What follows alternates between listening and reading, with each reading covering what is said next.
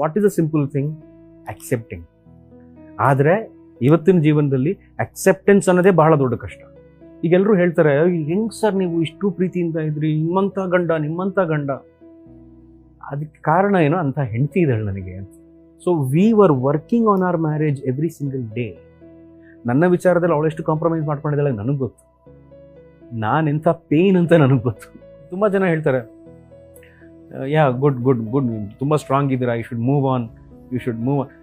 Move on ಮಾಡೋದಕ್ಕೆ ಇದು ಮರ್ತೋಗುವಂಥ ಸಂಬಂಧ ಅಲ್ಲ, ಅಥವಾ ಬಿಟ್ಟು ಮುಂದಕ್ಕೆ ಹೋಗುವಂಥ ನೆನಪುಗಳಲ್ಲ. ನಾನು ಜೀವನನ ಪ್ರಶ್ನೆ ಮಾಡೋಕ್ಕೆ ಹೋಗೋದಿಲ್ಲ. ಪ್ರಶ್ನೆ ಮಾಡಿದ್ರೆ ಬೇಸರ ಜಾಸ್ತಿ ಆಗುತ್ತೆ, ಕಣ್ಣೀರು ಜಾಸ್ತಿ ಬರುತ್ತೆ. ಯಾಕೆಂದರೆ ಜೀವನ ಕೊಡೋ ಉತ್ತರನ ಅರಗಿಸ್ಕೊಳ್ಳೋಕ್ಕೆ ನಮಗೆ ಶಕ್ತಿ ಇರೋದಿಲ್ಲ. ಸೊ ನಾನು ಪ್ರಶ್ನೆ ಮಾಡೋದು ನಿಲ್ಲಿಸಿದ್ದೀನಿ ಈಗ.